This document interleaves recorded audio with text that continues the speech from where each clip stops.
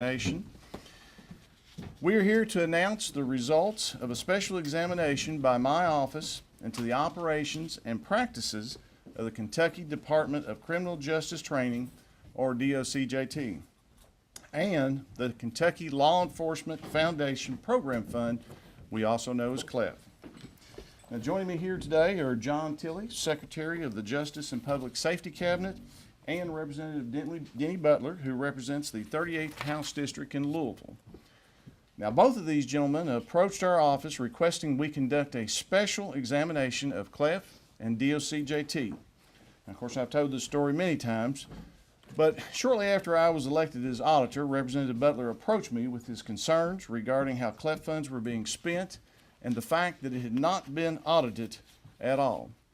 In fact, from our review and understanding, this is the first time that a comprehensive examination has been done of KLEF, the KLEF fund, since 1972. Excuse me.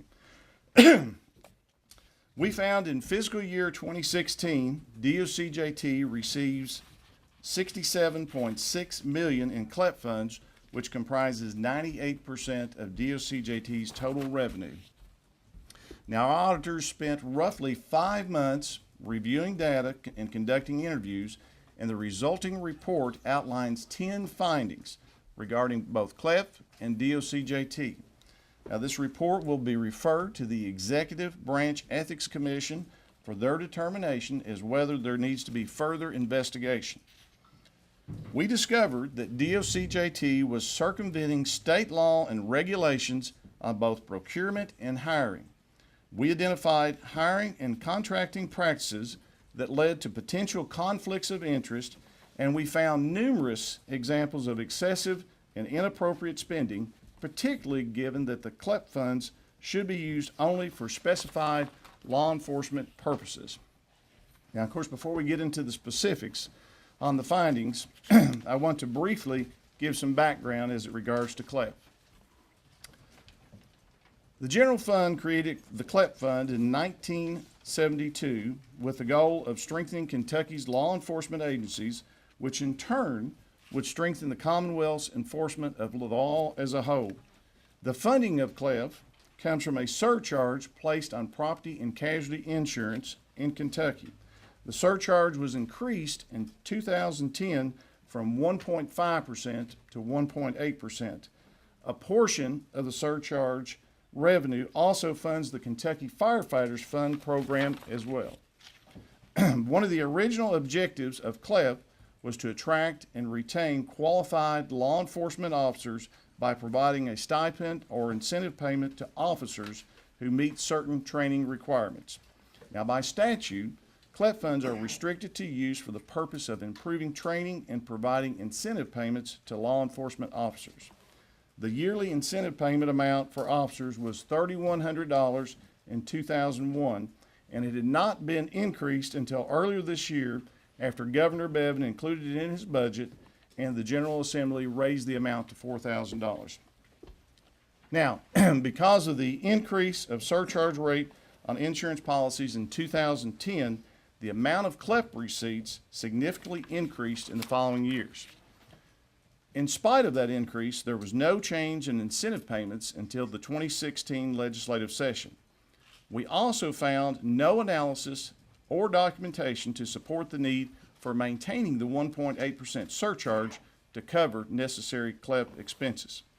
Now, as you can see from this chart, the amount spent on officer incentive payments has been relatively static over the last decade.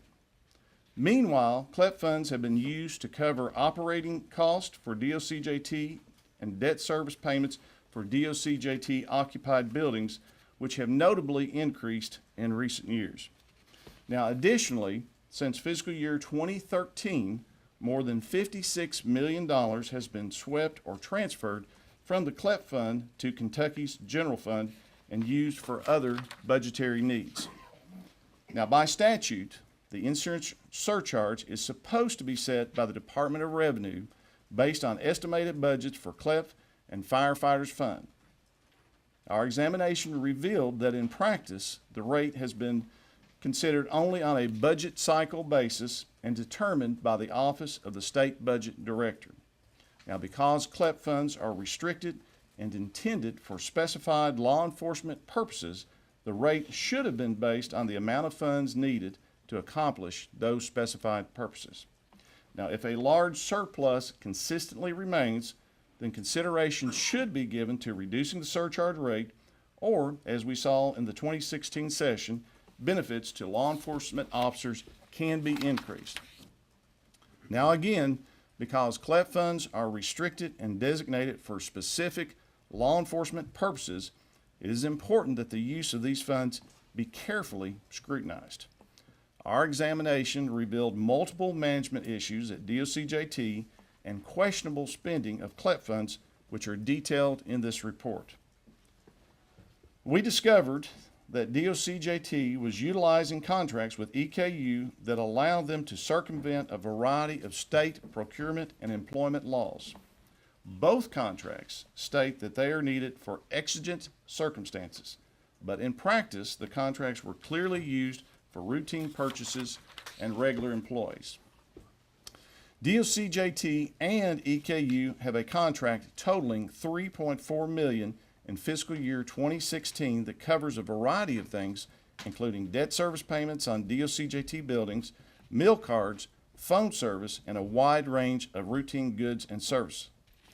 Questionable expenditures using this contract include a teleprompter, tablet computers, and software.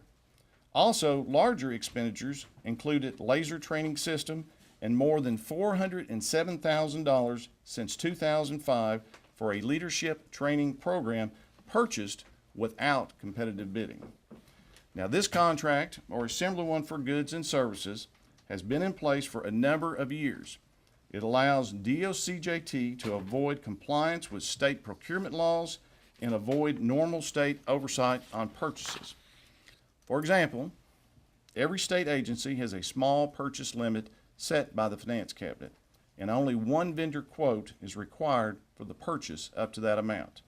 Now, DOCJT's small purchase authority was $1,000, but this contract allowed it to use EKU's small purchase authority of $5,000 to reduce the oversight on many small purchases. Now, DOCJT also has an annual $1.6 million personnel contract with EKU that allowed it to circumvent state hiring requirements. This personnel contract allowed DOCJT employees hired through EKU to be paid higher salary and benefits than state employees in similar positions. This arrangement resulted in the employees under the EKU contract not being subject to either state procurement or state employment rules or the executive branch ethics code. Additionally, they avoided individual review of these employees' contracts by legislators on the Government Contract Review Committee. These employees received the benefits of being both EKU and state employees. They were entitled to follow the university's vacation and inclement weather schedule and receive perks like reduced tuition for dependents. As EKU employees, they should not have been eligible for compensatory time, but DOCJT kept an unofficial comp time tracking sheet for these employees to accrue and use off the books. Now, DOCJT's hiring and contracting practices also led to potential conflicts of interest. DOCJT staff identified at least one instance of an employee having direct supervision of family members. The former commissioner's cousin held the position of editor for the Kentucky Law Enforcement magazine published by DOCJT. The magazine editor was employed through the EKU contract and provided services exclusively to DOCJT. His annual salary and benefits totaled more than $158,000. Now, we also discovered the spouse of a high-ranking DOCJT employee had a $50,000 personal service contract in fiscal year 2015 to monitor instructors who provided law enforcement training around Kentucky. In addition to the contract arrangements, we identified other expenditure problems. For example, CLEF money was being used to purchase items prohibited by state policies, such as custom engraved mint julep cups, wristwatches and bracelets, catered food, and renting facilities for retirement parties.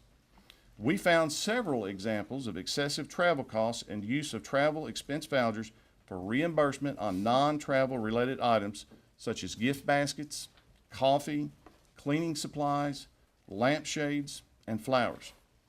In one instance, DOCJT paid over $1,100 for an employee to drive to a one-day workshop in Canada when the same training was offered the month before in most more local locations.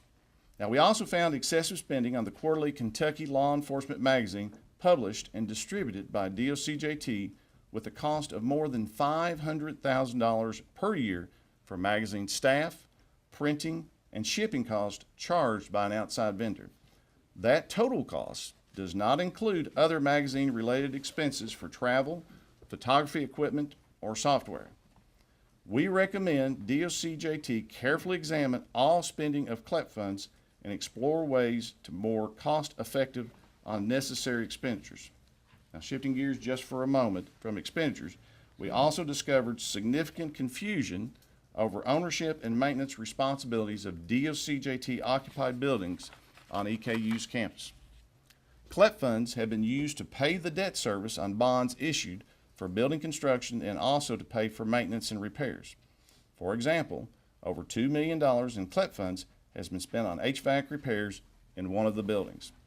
The lack of any building lease or contract between DOCJT and EKU created a confusing, inefficient, and inconsistent process to address issues related to maintenance and upkeep of DOCJT facilities, which needs to be addressed in either a lease or contract negotiated between DOCJT and EKU. Now, finally, our report also details concerns about outdated statutes and about DOCJT's level of influence with the Kentucky Law Enforcement Council. Now, the council is intended to be an independent entity responsible for setting law enforcement training requirements. Now, the full report will go into much more detail, and we have already posted it on our website at auditor.ky.gov. But before I continue, I do want to add that I am very proud, and I do mean very proud, of the hard work done by our staff in completing this special examination. Now, our examination took only 5 months to complete, due in large part from the outstanding cooperation and support that we received from DOCJT Commissioner Mark Filburn and the Justice Cabinet, led by my former colleague in the House, Secretary John Tilley. At this time, I'd like to have Secretary Tilley come up to give his remarks about findings and the Cabinet's response and action plan.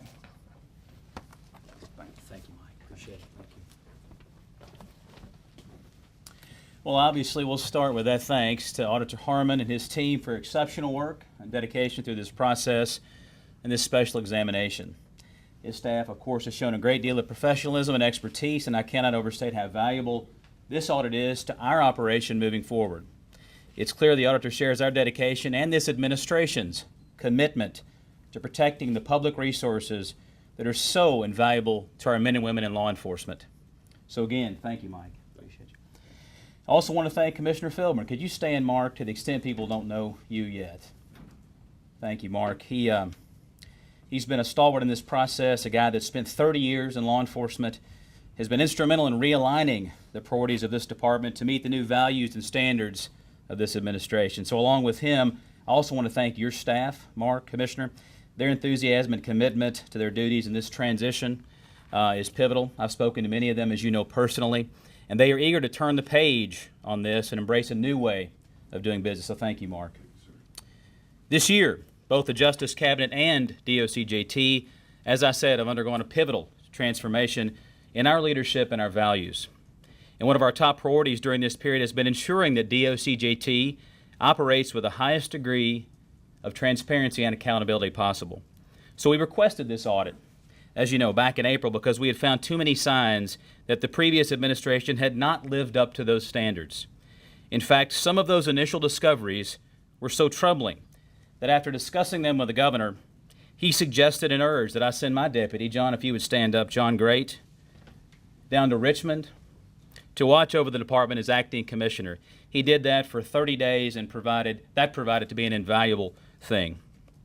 Unfortunately, this review has confirmed many of our fears and I want to express how deeply frustrated and disappointed I am with the prior leadership at DOCJT and with the state of dysfunction in which they left this department. So I want to be clear. This culture of mismanagement and misconduct is simply unacceptable, and it won't be tolerated under our watch. The taxpayers deserve better. The law enforcement agencies who serve our communities with courage and dedication deserve better. That is why, again, we requested this audit, Mike. As you know well, while we immediately began our own internal review, our team has taken every effort over these past few months to purge this element from the department and eliminate any abuse of public resources. So today I can report to you, thankfully, among the many changes underway. First, DOCJT is working with EKU to review its hiring agreement and begin moving employees into the state merit system. Included in this effort is an overhaul of the hiring process to ensure integrity and transparency. Several high-paid contract positions have already been eliminated. The department is also working to clarify its contracts and facility agreements with EKU to ensure that our partnership is not abused or used merely for the benefit of a few. DOCJT, in addition, has discontinued the previous administration's use of state resources for retirement parties, and it has ceased using travel vouchers for inappropriate expenditures.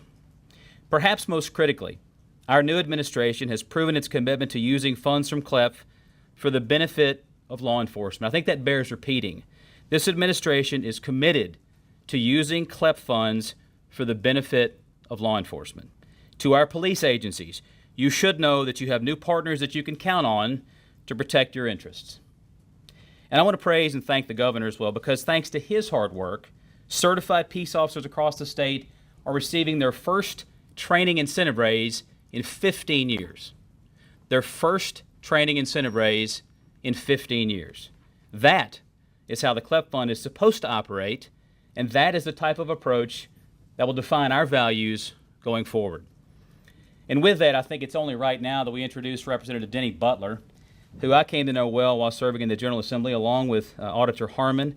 I think it's his persistence is partly why we're here, his determination to shine a light on DOCJT and KLEF.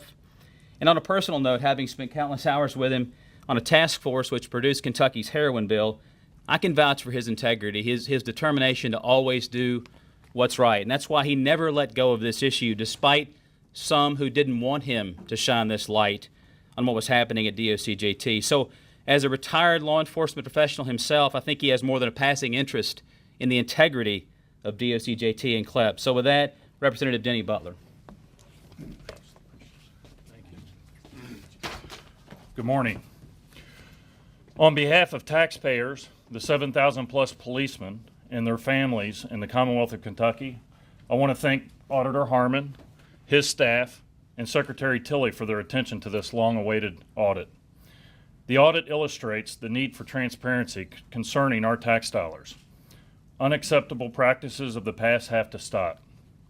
Too often, our tax dollars are misused and handled by elected officials without grasping the consequences and impact.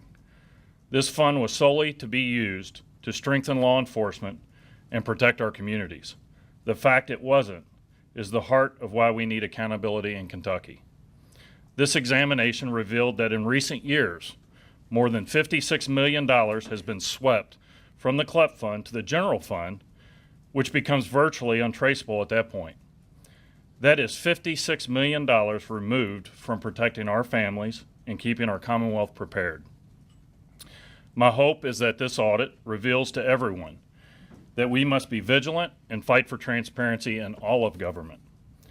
Again, on behalf of Kentucky law enforcement and taxpayers, I thank Secretary Tilley and the audit team on shining a bright light on this dark corner of Kentucky government spending. Thanks. Thank you. Well, and I've got to commend Representative Butler, just as I did Secretary Tilley.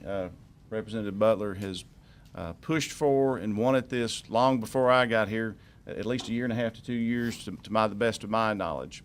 At this time, we were open to any of us to take any questions that you all might have. Yes. To simplify this, what grade would you give the folks involved, to the KLEF and DOCJT? Yes. Well, I think previous spending, obviously, as the auditor's office, we just point to the facts. We don't actually provide a grade. But personally, I think the use of the funds would probably run anywhere from a D to an F, just in the fact that they weren't, specifically used for the process that they were supposed to be. And you said 56 million? 56 million has been swept. Basically, the surcharge rate went from 1.5% to 1.8% in 2010. That allowed for additional revenues to come in that were needed for CLEP funds, but that amount exceeded. And there's a specific process put in place to determine that surcharge, but that surcharge is supposed to go specifically to law enforcement. But unfortunately, it wasn't always used as such. Was anybody swept in the last budget that was enacted? The last budget that was enacted, there was none swept into the general fund. There was actually some that were shifted for other police force. Jack, law yeah, enforcement. I'm sorry, sorry, Secretary, Mike, go I ahead. thought you were finished. Yeah, go ahead. Those were in the last budget were fund transfers that went specifically for the benefit of law enforcement. One example would be the DNA backlog. Another would certainly be, for instance, any number of law enforcement purposes. The crime lab, which benefits all of the criminal justice system, was a priority, as well as some other things. And I'm going to touch upon the grading scale. From my former career, law enforcement reaches out to me and they would give them a definite F. They've been asking for an increase in the incentive pay since for the last decade. Have been told time and time again they would get it. When they saw the raise come through in 2010, they thought that would be for them. They didn't receive a benefit from it either. So from the law enforcement community, I think they're pretty disappointed.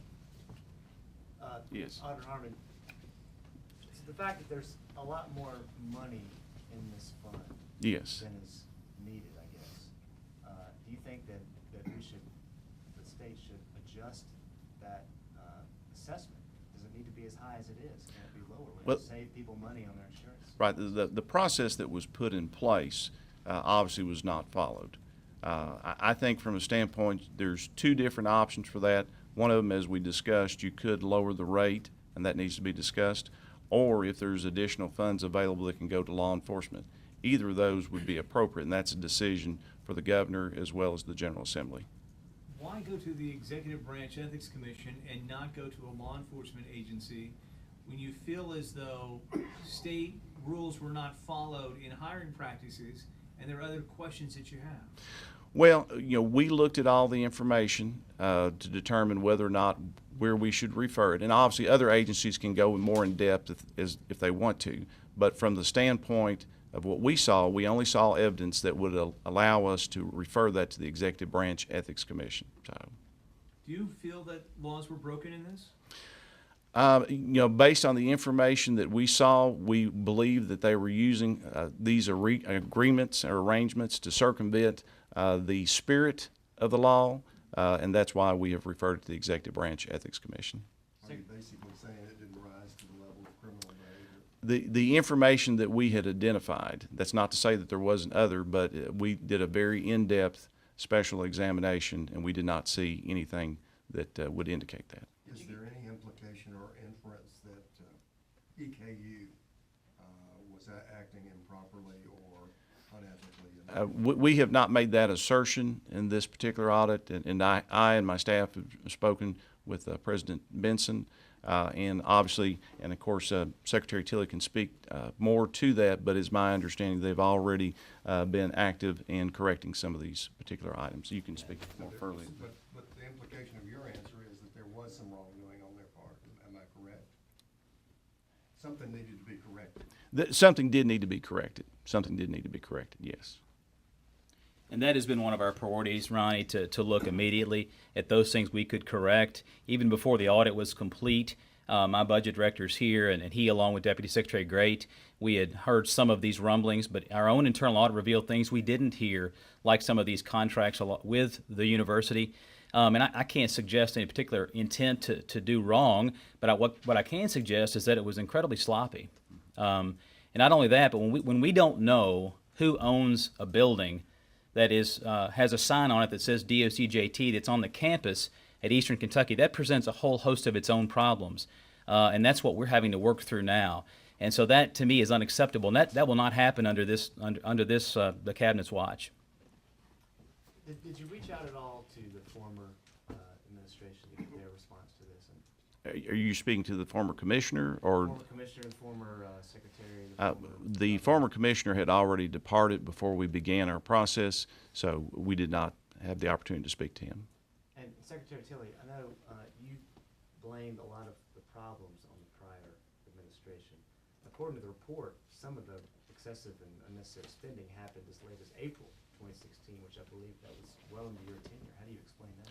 Well, I think the one thing you're pointing to, I think that is the purchase of a watch did happen in April before the previous commissioner was relieved of his duties or retired.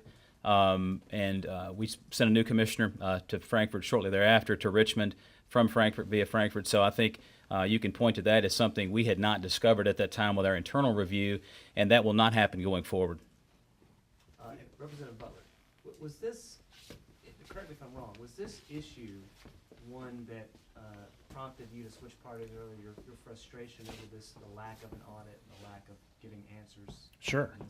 I think it's just the tip of the iceberg of the lack of transparency in Kentucky. There's a reason why the School of Business at Harvard did a study of states, and we ranked at the top for corruption. There is no transparency. When I requested the audit, I was denied at every turn until I spoke with Auditor Harmon, elect. Yeah, I'd really like you, so I haven't been sworn in yet. Yeah, and he said, yeah, this is something we need to take a look at. Actually caught me in a parking lot, so. Yeah. Auditor Harmon, Yes. why only go back 6 to 10 years? Why not go all the way back?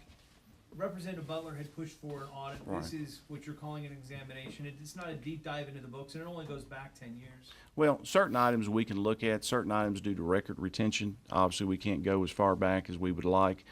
For instance, we know that in addition to the $56 million between 1989 and 2012, an additional $93 million was swept as well. So if they were sweeping money, why did they need the tax increase? Well, that's a good question. Did you ask the former Well- any of these questions? Well, a lot of this occurred in, obviously, the initial increase occurred in 2010. The indication was at that time there was a deficit in the KLEP funds. Now, the question you would have to ask, and obviously we have not presented that in this particular report, if they had not swept those $93 million in funds, would it have been necessary to increase it? Probably not. The sweeping of the funds don't rely, the responsibility for that doesn't rely solely within any administration. No, Legislature did this. Not solely. The point being, there's a certain process set up to determine what that particular surcharge rate is. That process was not being followed. It was just basically considered on a budget need basis by the state office budget director. But that's also an indictment of the legislature's actions, is it not? I mean, they're the ones who eventually have to approve the sweeping. From the standpoint of the sweep, yes, but from the determination of what surcharge rate is needed, obviously that's a different direction. And that's something that needs to be defined. As we indicated in the report, there is some legislation that probably needs to be utilized to clean up some of the things that are going on currently. So, I'm just curious. Sure. I'm sorry. No, Did the that's three of fine. you who would have voted on some of those budgets, vote for those budgets? well, if as I recall, I believe in 2012, I actually voted against the budget as it came out of the House, but I voted for it in its final passage. In 2014, I actually voted against it. And the hard thing about voting on a budget, you don't vote on one item.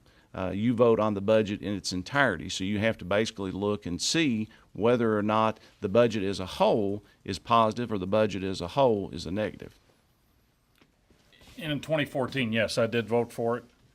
After that session is when I started looking into the KLEP fund and realized it had never been audited.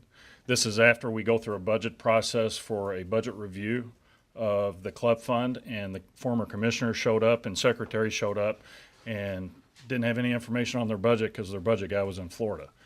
They show up at a budget review committee for their budget without their budget guy. We asked some pointed questions and we never received that information.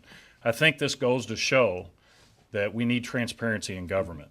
When you put $56 million out of a restricted fund into a general fund, it loses its identity, and I think the potential for fraud is there. Who knows that money's there? Who knows where that money's going?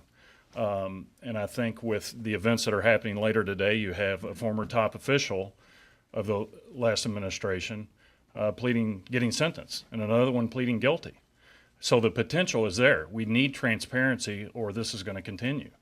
And I think the taxpayers deserve better, and I know law enforcement deserves better. Can you explain to the average person what exactly the CLEP fund is to police officers? Not everybody Sure. understands that. So when you pay your insurance for your home, your car, your business, it's a casualty insurance. It was set up in 1972 at 1.5% rate to collect that rate, to professionalize and to incentivize police and firemen across the state to receive that. So when I went through the academy in 1991, it was 400 hours. I completed that training. I was then eligible for the incentive pay raise, which was at that time, I think 2,800, 3,100. And then you have to maintain that proficiency through a 40-hour in-service. So if you do that, you get the incentive pay. And what that does is that incentivizes policing across the state to obtain the training and professionalize it. It goes into a restricted fund, and it's supposed to go towards law enforcement training or incentive pay. And that's where this $56 million that was moved to the general fund, yeah, it's troubling, and it's untraceable at that point. The last budget that we went through, I had discussions with the administration. It's very clear. The money that was taken out of the CLEP fund went for law enforcement purposes. Law enforcement does not have an issue with that. But I think they do have an issue with $56 million being moved out, and nobody knows where it went. Let me be clear about that, too. I just wanted to be fair. For years, Kentucky has been recognized nationally as having more training and better training than any other state in the country. I think we can boast about that. I think we have professional men and women in law enforcement that are more trained and better prepared to deal with some of the challenges that today's environment presents them. And I think, again, that's a credit to a lot of folks in a number of previous administrations moving forward. That is a positive, and our goal is to maintain that level of professionalism and better that. And I think Commissioner Filburn, by literally living at his new office, is going to be committed to that over the next few years. Aside from the money that was swept, do you have a total amount that was misspent?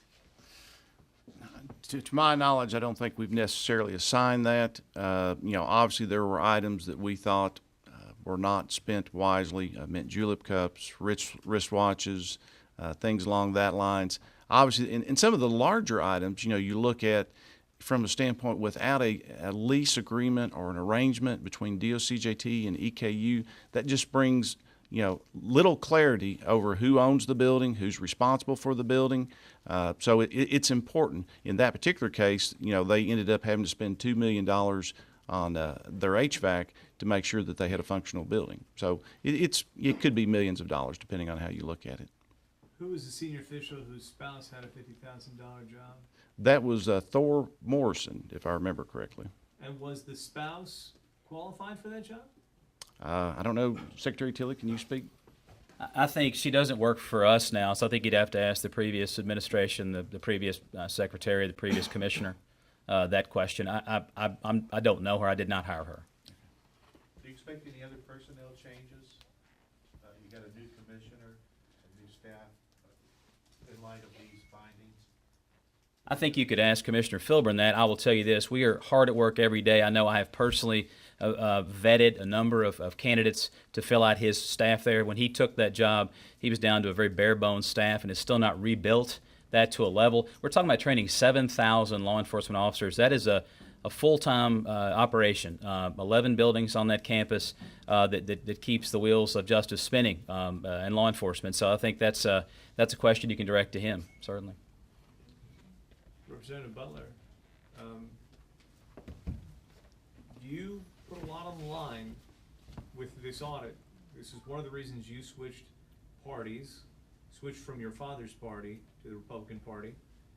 And we've spoken multiple times over the last 8 or 9 months about your switch and about why you were switching in this audit. Do you feel vindicated? Do you feel as though you made the right move and that you proved a point here today? I don't know if it's a point proven. I do feel vindicated. I mean, the money for the first time in 15 years is going for what it was meant for. If we're collecting taxes on the backs of policemen and raising that tax and they don't get an incentive from it, it looks like we're balancing the budget on the backs of policemen, and we're not supporting our law enforcement when we say we do. So there are no regrets here, and for me, it's moving forward. We need to have transparency.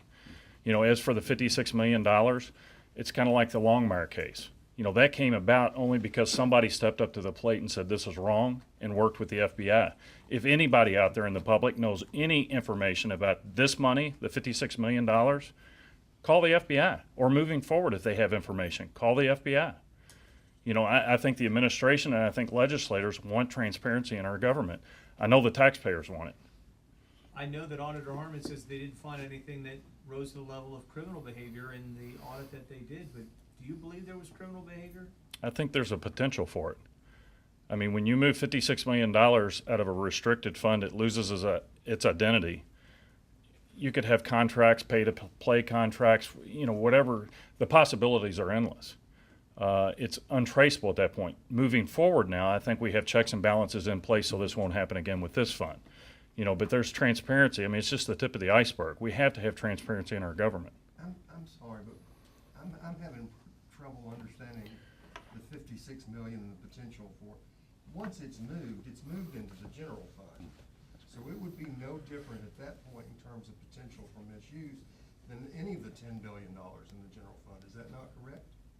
I mean, are you suggesting that it was hidden somewhere under a line item category and used for nefarious purposes? I don't know. Okay. So there could be a possibility down the road that this could turn into a criminal investigation? That's not out of the realm of possibilities, right? I mean, from the standpoint of the auditor's office, we have concluded the special examination of the KLEP fund. Now, obviously, if someone else sees something that we did not see or additional information comes forward, I suppose that's a possibility. But from a standpoint of the auditor's office, we're merely an investigative. We basically, I tell all our auditors, just follow the data. So we follow the data, we report the data.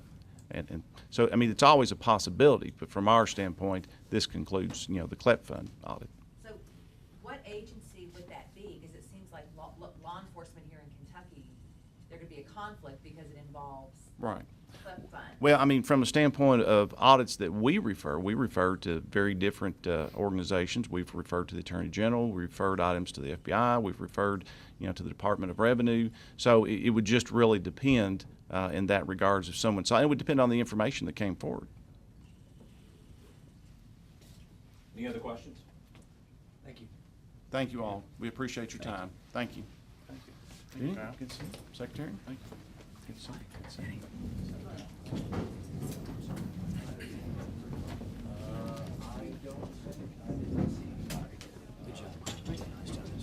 John, thanks for your time. Yeah, thank you. Appreciate it. Good to see you. Good to see you.